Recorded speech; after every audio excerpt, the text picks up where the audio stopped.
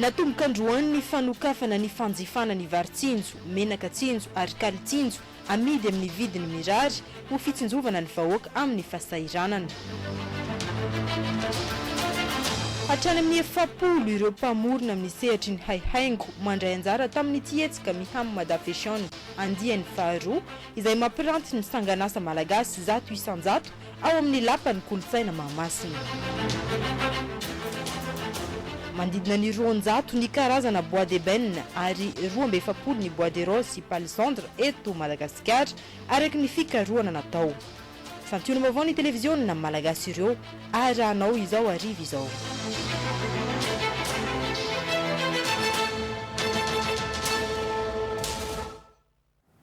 Zoma faharoa ambin'ny folo ny volana febroary 2024 magnano korialy antsika jiaby tonga soa ato anatin'ny vaovao-tsara ny televiziona malagasy amin'ny ity matonala ity mikaiky antsika jiaby anaraka izany hatramin'ny farany.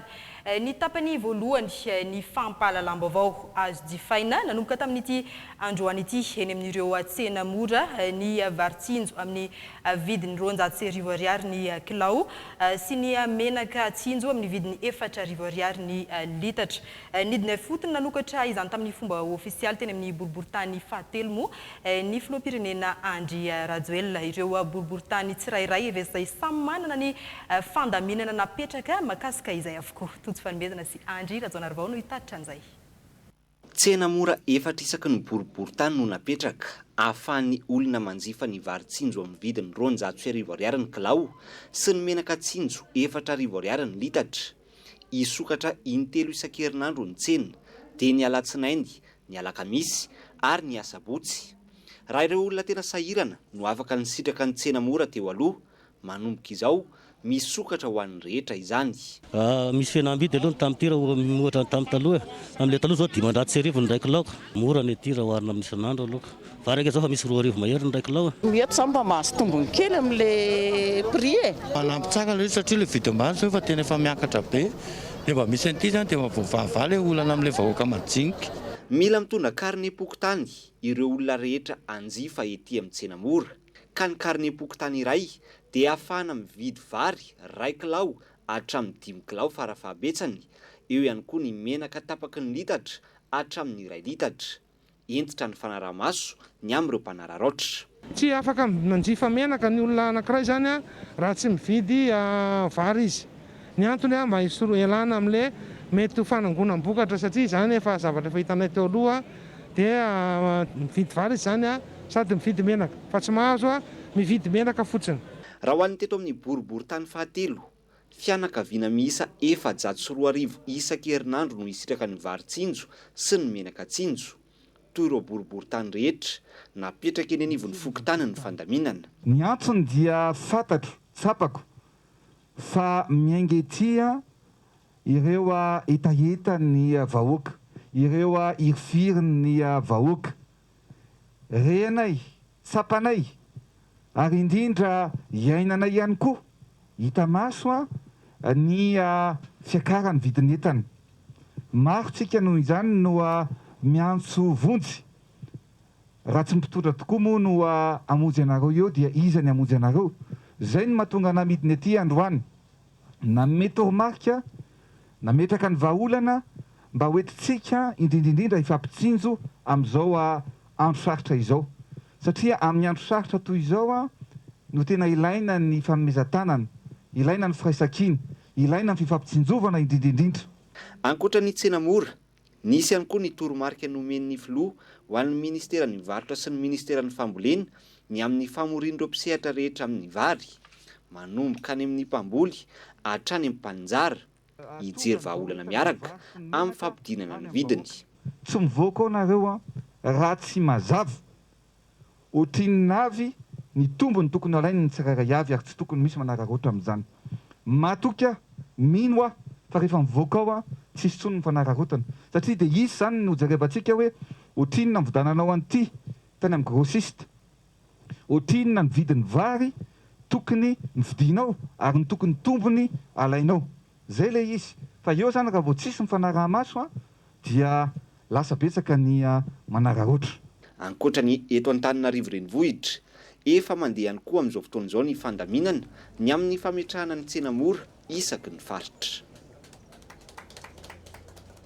Mbola ao anatin'izay fitsinjovana ny ara-tsosialy izay ihany natomboka tamin'ny fomba ofisialy tamin'ity androany ity ihany koa ny kalitsinjo izay fanomezana sakafo amin'ny vidiny 100 ariary ho an'ireo mpiasa tena sahirana eny anivon'ny Fokotany. Toeram-pisakafoanana misa 30 ny tsinjara tamin'ny boriboritany enina moa no nandray olona 100 afo tamin'ity fanomboana tamin'ity androany ity. Ka teny Akorondrano an-trano moa ny filoham-pirenena Andry Rajoelina no nijery ny fanomboana izany. Tojo fanomezana sy Andry Rajoelina Arvoatrany. Olona 9,000 isan'andro avy amin'ireo boriboritany enina eto Antananarivo renivohitra no hisitraka ny kalitsinjo manomboka izao. Isaky ny boriboritany dia ametrahana toeram-pisakafoanana miisa 10 toy ity notsy dia ny filoha ity. Ireo olona tena sahirana no misitraka ny sakafo. Manana fotoana kokoa zany mba hitetevana kely le mba hoe mikaramarama kely manasa lamba na makarano dia efa mba tsy banga zany fa arizato kely anakefatra mantsy zanako dia afaka ameko efajato zany raha mitondra arizato avy dia le ambiny mba ataonay sakafo rariva. Tena manala fahasahiranana le izy moa sady mahay mikarakara mety sady mavoky fa tsy hoe vita hoe kalitsinjo le izy fa tena kalitera matsinjo zany sady mavoky.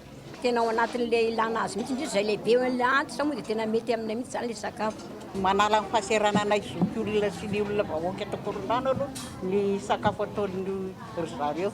Tenako manokana miaraka amin'ireo mpiara-miasa isa-tsikajiny dia tsy namela anareo irery ary tsy amela anareo irery mihitsy fa hitsinjo mandrakariva anareo tsirairay avy topolasy topovary. Efa misy ny fandaminana manokana ny amin'ny fisafidianana ny sakafo omena ireo olona ato amin'ny kalitsinjo. Ohatra ny alatsinainy totokena sy makaroni, ny talata ny katlesy sy ronanana, alarobia enomby sosety, alakamisy tsaramaso sy henakisoa, tamin'ity zoma ity rikantony sy akoritra ary ny asabotsy kimo.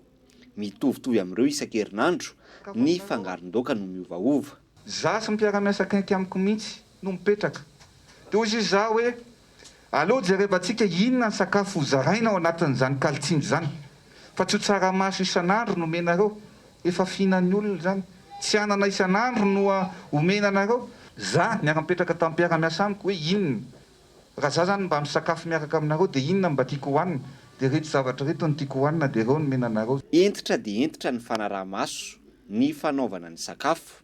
Tsy maintsy sakafo ara-pahasalamana no omen'ireo mponina. Sakafo ara-pahasalamana tsara nandrahoana tsy hitanareo manao gant, manao kasibosy, manao saron-doha daholo ny karakara sakafo mba ho ara-pahasalamana tsara mihitsy no sakafo atolotra ny olona. Sakafo iray nandrahoana tamin'ny maraina daholo ny sakafo hohanina zao. Izany hoe sakafo iray tsara mbola mafana ny sakafo hohanintsika. Ny fitaovana zao ho an'ny androany mamana olona 100 zay dia efa fitaovana ho an'olona 100 mihitsy no ampiasainay. Izany hoe vita mihitsy ny famahanana vao mandeha manasa amin'ny fitaovana amin'ny savony sy ny rano zay. Izany hoe tsisy vilia avy nihinanan'olona iray dia hihinanan'olona iray indray fa vilia efa ho an'olona 100 no ampiasainay. Ohatr'izay koa ny sotro sy ny kaopy. Ireo mpivarotra any-masaka ety amin'ny toerana manodidina ny toeram-pisakafoanana kalitsinjo ihany no mikarakara ny sakafo ka tanjona ihany koa ny famoronana asa. Ireo mpanao hani-masaka ireo dia miteny anareo fa mba afaka ray volana, mba afaka mividy salon kely izy ao an-tranony satria misy tombony ho azony, mba afaka mividy télé kely izy afaka roa volana, mba afaka mividy bisikileta kely izy sy ny karazany satria izay ny teneniko hoe mifampitsinjotsika. Tsy ny olona efa manana mpanao an'ilay marché mpanjakana foana no omena azy sa mba hameo izay tandrify azy ny olona tsirairay avy. Raha mampiasa olona efatra ity gargote ity zao dia mino fa afaka volana vitsy mety ampiasa olona 10 na 12. Zay ny zavatra ho ataontsika. Izany hoe hiteraka asa be ho an'ny olona manerana ny Fokotany, tsy eto Antananarivo ihany fa any amin'ny faritra rehetrarehetra.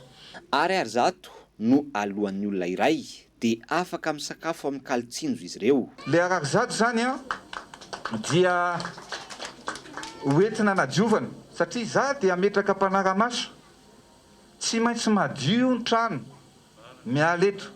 Miditra tsika madio ny trano, miala eto tsika madio ny trano. Zay le ilaina an'le ararizato zany mba aloha. Amin'ny 12 oratra amin'ny 2 ora no misokatra ny toeram-pisakafoanana ka ny eny anivon'ny Fokotany no manao ny fandaminana miaraka amin'ny ministeran'ny mponina. Raha tamin'ity fanomboana ity dia sity 13 na toeram-pisakafoanana miisa 13 no nosokafana izay nandraisana mpisakafo 100 avy. Ny eto Antananarivo renivohitra no nanomboana azy ho aparitaka manerana ny faritra ity Kalitsinjo ity. Vaovao manodidina ny vidim-bary amin'ny ankapobeny eny an-tsena kosa indray dia manomboka amin'ny herinandro ho avy izao ho latsaky ny 2 ariary ny kilaon'ny vary araka ny tapaka nandritra ny fivoriana ny arahany ministerany varotra ny mpanafatrentana ny mpamongady ary ny mpananjara. Misy isaky ny tsena mora ihany koa moa ny varitsinjo manomboka amin'ny alatsinainy ho avy izao. Maritra Ramarikotsy Mami Ravoafsan. Miatra manomboka amin'ny herinandro manaraka io ny vidim-bary 500 ariary ny kapoaka, 10 ariary ny menaka iray litatra eny amin'ny mpanjinjara. Vidin'entana araka ny fifanarahany fanjakana sy ireo mpisehatra ara-barotra isan'ambaratongany. Natombokantsika izany tamin'ny vary afarana avy any ivelany na ny riz import zany 25% de brisure, tapaka tamin'ny niarahana tamin'ny mpanjifa sy ny mpandraharaha teto zany fa apetrakintsika 500 ariary ny kapoaka na 570 sy 10 ariary ny kilao eny amin'ny sehatra ny fanjifana. 10 ariary no vidin'ny menaka izay menaka afatra na ny huile en vrac, ny siramamy afarana avy any ivelany ny siramamy importé zany dia 700 sy 2 ariary ary ny siramamy vokatra eto amin'ny tsena anatiny dia 900 sy 2 ariary. 700 sy 2 ariary ny kilao ny vary vao raha lafo indrindra ary inona fa hidina tsikelikely io saran'io. Tsy maintsy hojerena ny rafitra momba ny fanangonam-bokatra ahafahana misoroka ny vakana tombony miompampana ary indrindra ahazony ny tatsaha tombotsoa. Misy ny rafitra manokana nataon'ny ministera ny fambolena anampiana ny tantsaha. Misy fandaminana lehibe tsy maintsy apetraka ao anatin'izany lalam-piarinan'ny vary zany. Fanangonam-bokatra, fitahirizam-bokatra, fitateram-bokatra zany mila fandaminana lehibe apetraka izany. Misy ny fanohanana maro izay natao amin'ny mpamboly vary ao anatina faritra valo dia nampiana manokana izy ireo tamin'ny fanomezana masom-boly izay isan'ny masom-boly raitra, isan'ny masom-boly tsara kalitao izay tokony hampiakatra ny vokabary na maivanina ny fahazahoana andreo lanam-pamokarana toy ny zezika ary misy fanatsarana be dia be amin'ny foto-drafitrasa maro any amin'ny faritra reny. Nanamafy ny ministra ny varotra fa manomboka ny alatsinainy ho avy izao dia isy eny amin'ny tsena mora isa-pokotany ny vary 210 ariary ny kilao sy ny menaka 4 ariary ny litatra. Ivadika lafim-baovao hafa isika eo amin'ny pejiny kolontsaina nisan'ny hetsika goavana nisongadina tamin'ity androany ity ny fanomboany andiany faharoa amin'ilay mihamy Mada Fashion izay karakarainy ministera ny serasera sy ny kolontsaina hetsika natao indrindra nasongadinana ny haihaingo sy ny tontolo ny famoronana etsy amin'ny lapa ny kolontsaina Mahamasina moa no misy ny hetsika izay maimaim-poana ny fidirana ary aharitra hatramin'ny alady moa izany hetsika mihamy Mada Fashion izany. Tena toerana moa i Miora Arniaina sy Jackie Rakotomanga. Natao ho an'ireo tanora manan-talenta amin'ny asa famoronana saingy tsy mbola sa na tsy manana sehatra nafahany maneho izay talentan'izay ity hetsika mihamy Mada Fashion ity. 520 isanjaton'ireo mpampiranty eto raha teo dia tanora avokoa ary misy ny avy any amin'ny faritra. Tena nisy fiantraikany tamin'ny fanjofanany vita malagasy ny andiany voalohany tamin'ny mihamy Mada Fashion. Nasitany teto zao sikary tamin'ny mihamy Mada Fashion voalohany tahorina an'iny zany dia nisokatra be ny lalana ho ana manokana zany ozy anitako dia ny tamiko zany le izy dia tonga foana manosina anareo ary isaorana veda be amin'ny ministera zany. Ny fahitana fa nahazon'ireo mpandray anjara tombony ny andiany voalohany no mbola napirisika ny ministera ny serasera sy ny kolontsaina anohana azy ireo indray amin'ity andiany faharoa ity. Eritreretra izay ministera hoe tsy mety amin'ny maha-ministera pia an'izany lafy ny haihaingo sy lamaody sy famoronana izany ny tsy hitady ny fomba rehetra anosehana ny tisehatra ity na inona zava-mitranga na inona satria heverinay fa adidinay zany. Sehatry ny haihaingo ity tokoa no voalohany antefan'ny hetsika mba ahafahanareo maneho sy miangaly ny zavakanto izay fironinareo. Natao anareo ity hetsika ity ary rareko indrindra ny ahafahanareo manararoatra an'izao vanim-potoana izao ampafantaranareo ny famoronana izay ataonareo ary indrindraindrindra ihany koa ahafahanareo mahita lalam-barotra ao anatin'izay haiaingo sy ny famoronana amin'ny lafiny lamaody izay. Tsaroa fa manana ny ministera ny serasera sy ny kolotsaina ianareo, natao iahanareo ary tena iahanareo, ihany talenta izay anananareo, anohana ny fahaiza-manao izay anananareo ihany koa. Manana anjara lehibe eo amin'ny fampiroboroboana ny toe-karena ity sehatry ny haiaingo sy ny famoronana ity, ary mifamatotra amina sehatra maro toy ny famatsiana ireo akora samihafa ary sehatra mamorona asa ihany koa ankoatra ny maha-kolotsaina azy. Fanambarany Ramatoa Ministra tao anatin'ny fanokafana ny hetsika Mihamad Fashion iny fa karakarainy ministeran'ny serasera sy kolotsaina ny satan'ireo artista izay tafiditra ao anatin'izany moa ny fampidirana ireo mpanakanto ho mpikambana eo anivon'ny KNAPS. Miorariniana sy Jakira Kotomangatrany.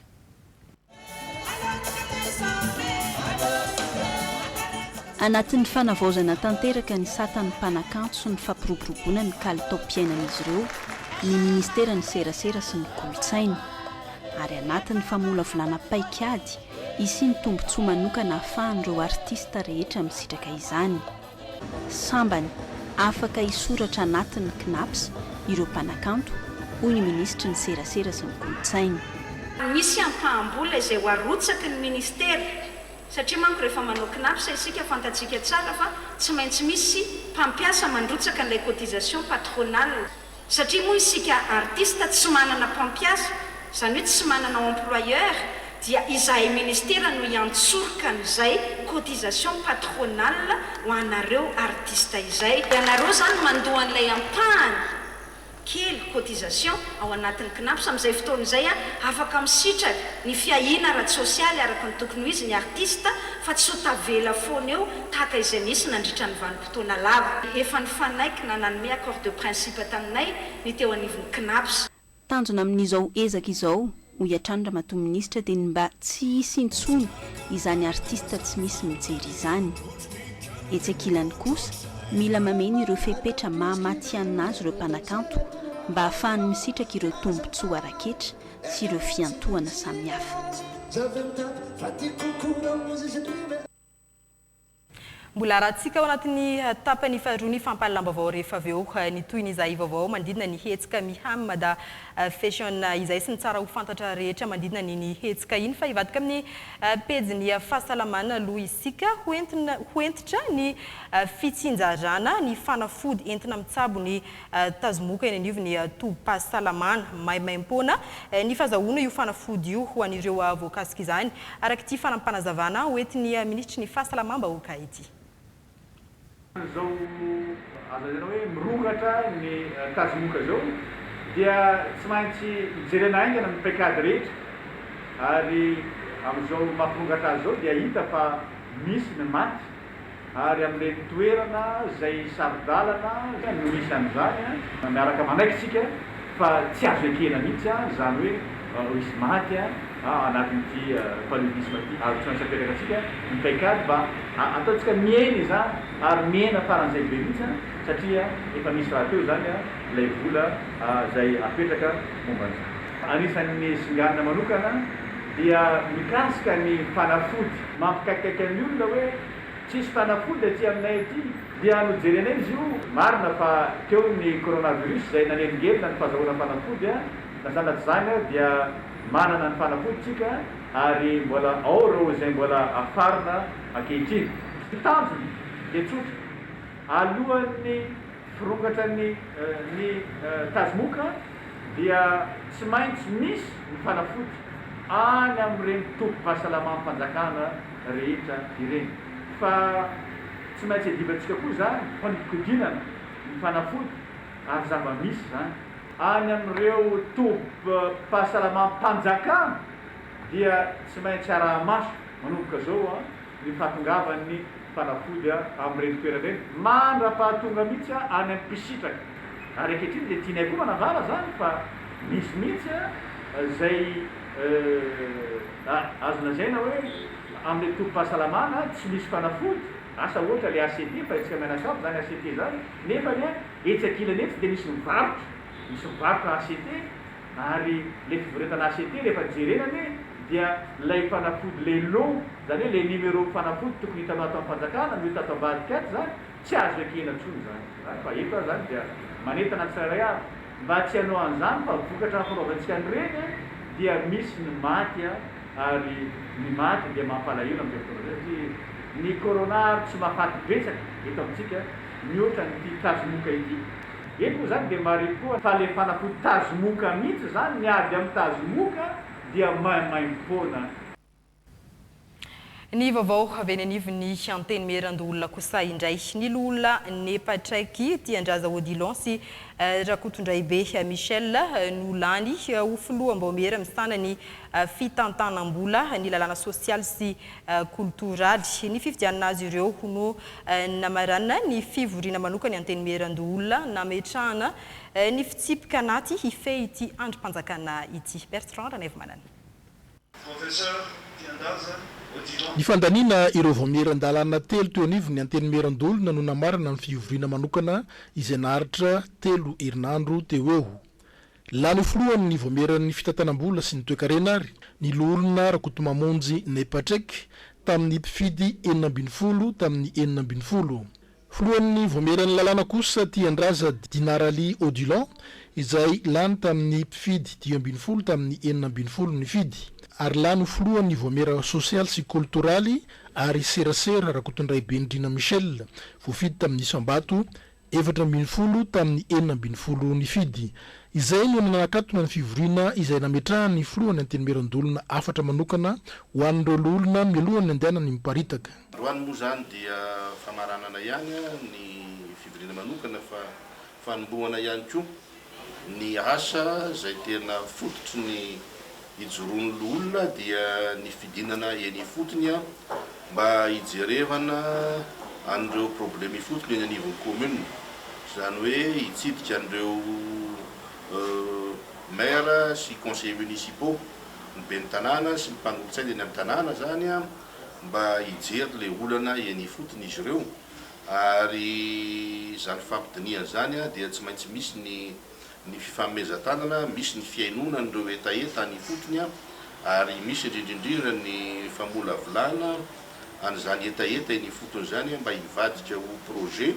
Fa nitondrany fanio-kevitra ihany koa ny toedra rahampirenena misy amin'izao fotoana izao. Ora sanatria mbola misy ihany ireo izay manao ny azo lazaina hoe ny vato misakana ny asa fampandrosoana rehetra raha mbola misy minina manao minia mbola manao ny asa fanakorontanana dia ndraikindraikitry ny olona mba ialana amin'izany fanakorontanana zany satria ny fanaovana sakana amin'ny ezaka fampandrosoana dia tsy mendrika mihitsy ny firenena ary tsy mendrika ny vahoaka malagasy amin'izao fotoana izao. Andehidina ifotony zany manomboka izao ireo olona ka hiparitaka ho any amin'ireo mpifidy lehibe izay nifidy azy tamin'ny fifidianana farany teo.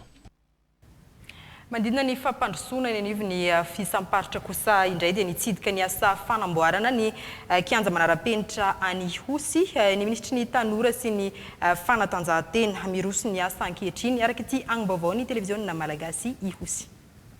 Miroso ny asa fanamboarana ny kianja manara-penitra eto Tanambao Hosy. Vita ny 70,000 ny fanamboarana ny tribune sy ireo efitrano maro ao anatiny. Efa vonona tian-toerana ihany koa ireo tapi hanamboarana ny kianja. Ankoatr'izay dia hanomboka tsy ho ela ihany koa ny asa fanarenana ny kianja mitafo izay hisy toerana arivo mifanakaiky amin'ity kianja manara-penitra ity ihany. Efa manana mpanao fanatanjahantena sangany mandrafitra ny ekipa pirenena amin'ny talanja judo, handball ary basketball Iorombe. Mbola fanohitra hitohizana izany izao fametrahana foto-drafitr'asa ara-panatanjahantena aty amin'ny faritra izao. Manoratra boky mihitsy tsika ho an'ny diariny ty tanàna ny Ihosy sy Iorombe ity ho an'ny taranaka faramandimby izay horeharehany ty tanàna ty satria tsy very olomanga, tsy vitsy olomanga ny tanànan'izany Ihosy zany raha resaka sport ka tsy misy district ho diso anjara tsony, tsy misy faritra ho diso anjara tsony zay ny fampanantenana nataon'ny filoha Andry Rajoelina dia izy zao tanterahany zao. henika fanorenana foto-drafitrasa maro ny distrikany Hiosy. Faly raha ny ety amin'ny distrikany Hiosy mahita an'izao foto-drafitrasa zao. Marina fa mizotra tsara koa amin'izao fotoana izao ny asa ho fanamboarana rarivato. Ireo lalana mihazo ny vavahady roa lehibe hidirana ao amin'ny kianja manara-penitra eto Hiosy. Fa fianakaviana mipetraka amin'ny trano misy 430 traboina noho ny hain-trano tany amin'ny distrikany Vohipeno no notolorany fitondram-panjakana kojakoja misy 910 tamin'ny alalan'ny ministerany postra malagasy. Tonga tany an-toerana moa nanolotra izany ny ministra tompon'andraikitra hotateriny Lemana Elize sy Rodriguez Afimaly. Izay fahavoazana mahazo ny havana, mahazo ny teny. Izany soatoavana malagasy izany no nentin'ny fitondram-panjakana nanampy ny olona misa 780 traboina noho ny hain-trano tao amin'ny commune Nato ao amin'ny distrikany Vohipeno. Kojakoja ilaina amin'ny fiainana andavanandro hatramin'ny 910 isa no natolotra ny ponina, siny, vilia, sotro, zinga, ny ampy koba 13 gony. Koba fenso. Izy io dia vokatra eto Madagasikara dia araka ny zay no faritany ONN. Misy varimena nanaovana azy, misy katsaka ary koa misy vitamine. Isaky ny trano zany amin'ilay trano traboina dia anolorana reto atao hoe jogy anankiroa. Dia isy lovia anankiefatra ohatr'izao. Dia isy koa sotro efatra ohatr'izao koa ho an'ny tsirairay. Nandray an-tanana ny fampahombiazana ny fizarana ny solon-tena-panjakana eny amin'ny faritra Vatovavy fitovinany sy ny prefektura ary ireo mpilatsaka an-tsitrapo eo anivon'ny ministeran'ny postra malagasy nitohy amin'ny fandavorariana ny fametrahana ny wifi bojo na wifi gratuit ho an'ny tanora ao amin'ny distrikany Vohipeno ny fitsidiana no tarin'ny ministra ao amin'ny faritra Vatovavy fitovinany.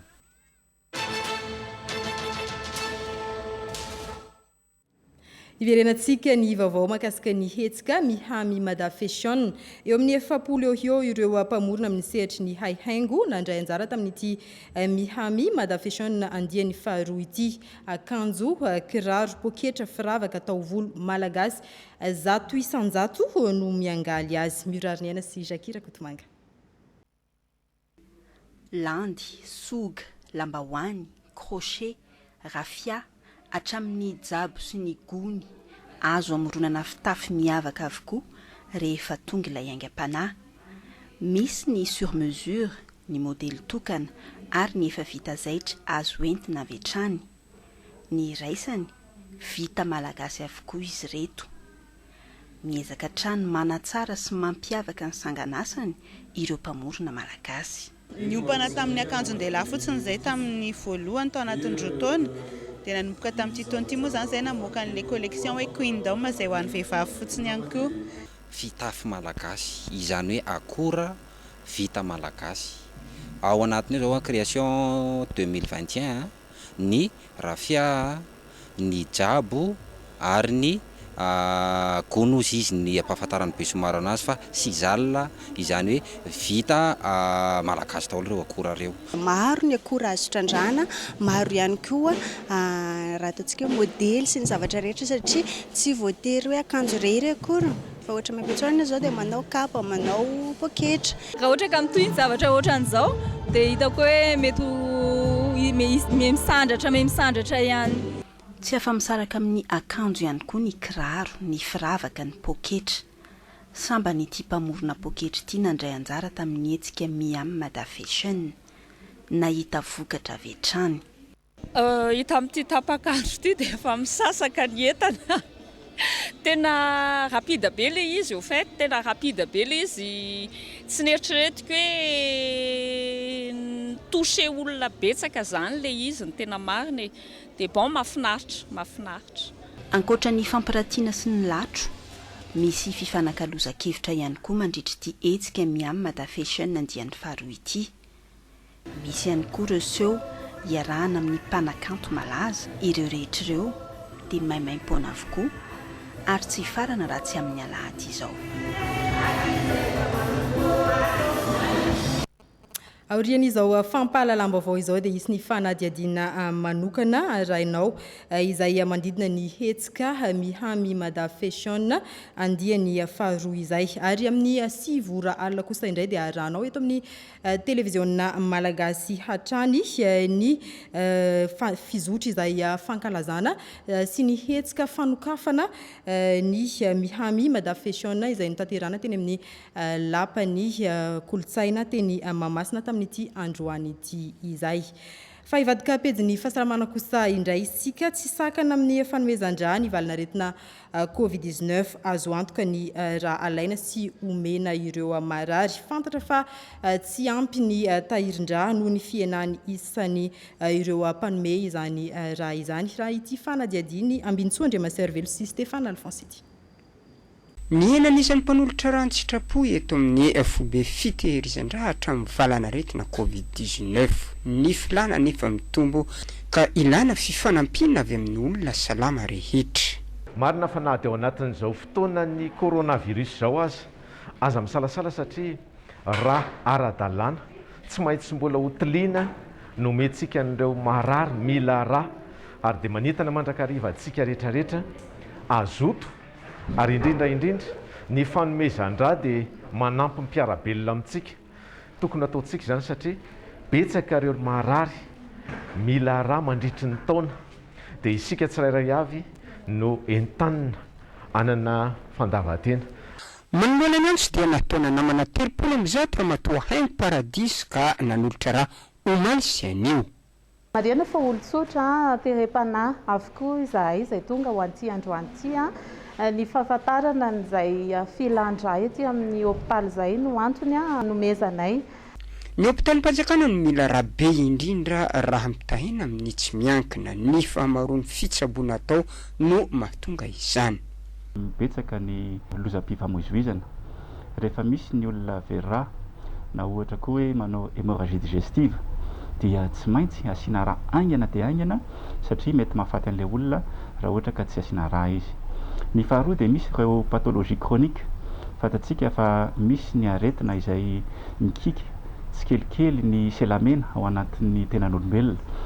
Ireny zany dia mila fanomezana raha koa. Ireny zany ny atao hoe anémie hémolytique chronique. Maro be izy ireo misy ny drépanocytose ohatra, misy ny thalassémie, mbola maro koa ny aretina hafa fa tsy voatanisa eto daholo. Fantatrareo fa misy poche izay ilaina rehefa mandray rehefa angonina ny rà. Ireny poche ireny tsy mahay maimpoana fa vidiana any amin'ireny fournisseur zany ireny raha ireny poche ireny ary misy substance atao ao anatiny mba tsy hampivaingana ny rà satria ny any amin'ny privé maka vola amin'ny marary dia mba omeny kosa zany le sandan'ilay poche mba tsy ho hoe perte be zany ny fanjakana amin'ny fampiasana an'ilay rà. Mandidina n'izay fanomezan-drà izay hatrany efa mandroso ny fahasalaman'ny razoary izay mpilalao sarimihetsika malagasy noho ny antso nataony zanany dia maro ireo tonga nanome rà tetsy amin'ny HGR Ampefilo. Njakasera Ndrenarso sy Tantely Andriambelo. Tapon-drà enina isan'andro no ilaina amin'ny fitsaboana ny razoary mpilalao sarimihetsika malagasy antony nanaovany zanany antsoavo ho an'ny olom-pirenena indrindra ny mpankafy. Tamin'ny voalohany tension nahazo anazy fa efa noty za zay tamin'izay fotoana izay tamin'ny desambra zay efa noty fa noho le fanafody be dia be dia vadika retim-bavony indray ilay izy dia nisy taona izy vera be dia be dia zay nahatonga ny nanao antsoavy satria 6 poches par jour no ilainy dia zany hoe 6 poches olona 12 manolo an'ilay izy. Nahomby ny antsoavo tonga maro ny mpanome rà tratra ny tanjona. Isaorana an'Andriamanitra aloha dia isaorana anareo mpankafy fa tena tonga maro be foana nareo marina fa betsaka ireo tsy nahafeno mifepetra fa tratranay foana ihany ny isan'ny tediavinay tao anatin'izay 3 andro izay. Isan'ireo nanolo-tanana tamin'izany ny centre de formation ny Hoavoko au défi resy lahatra tamin'ny fanomezan-drà ho an'ny razoary. Ny antony voalohany indrindra namalinay ny antso dia izay manome rà manome aina.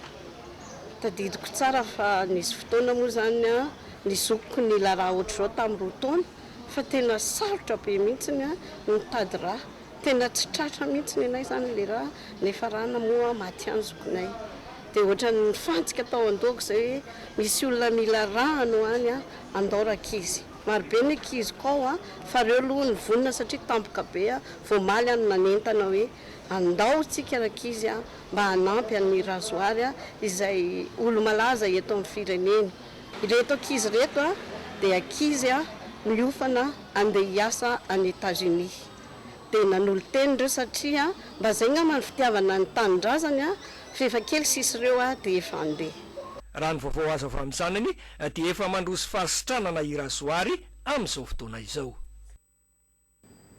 araka izany dia mirary soa ho any razoary izay mpilalao sarimihetsika malagasy mba azo an'izay fahasalamana izay fa mandidina ny fankalazana ny andro iraisam-pirenena ho an'ny vehivavy sy ny zatovavy eo amin'ny siansa loha hevitra tamin'ity taona ity ny hoe ny fiantraikany valanaretina covid-19 sy ny fiboana ho an'ny vehivavy pikaroka eo amin'ny tontolony siansa isan'ny nanamariana izany ny fizarana loka sy famalina ny fanontaniana aiza ho aiza ny toeran'ny vehivavy sy ny siansa hotateriny voahirana Espérance Rodriguez Afmaly. Mandidina ny 300 ny tany vehivavy malagasy mirona mankany amin'ny fikarohany eo amin'ny tontolon'ny siansa eto Madagasikara. Ny fandravana ny saka napetraky ny fiarahamonina momba ny vehivavy misafidy ny lalam-piofanana siantifika no ahafahana mametraka ny anjara toeran'ny vehivavy sy ny siansa eo amin'ny fampandrosoana ny firenena raha ny nambaran'ny fikambanana Ikala STEM. Niezaka tokony mbola atao dia fanomezana modely sy fitaratra ho an'ireo vehivavy ireo satria matetika na hitady modely ary izy dia tsy misy fa tsy maintsy olona vahiny avy any ivelany tsaratsara kokoa rehefa hoe olona mitovy fiarahamonina aminao ny alainao modely hoe raha vitany iny dia possible vita koa zany zavatra mety hoe kely tsisy dikan'izany fa indraindray adinontsika manao anazy dia eo ihany koa ny tohana avy amin'ny fianakaviana fa eo ihany koa avy amin'ny fanjakana ny taranja siantifika fa eo ihany koa ny rafim-pampianarana mihitsy koa ny tokony niezaka anome lanja hoe rehefa vehivavy siantifika iray no manao zavatra tokony omena tohana izy satria raha ny fiarahamonina mety mbola hoela fa ny any amin'ny eny amin'ny ajerimanontolo sy ny sisa mihitsy zany tokony amin'ny tohana le tohana tsy voatery ara-bola ihany fa ny ara-teknika ny ara-moraly. Ho an'ireo mpianatra vao nahazo ny mari-pahaizana baccalauréat, tsy vitsy izy ireo no misafidy ny taranja siantifika raha ny ao amin'ny université FJKM Raveljon.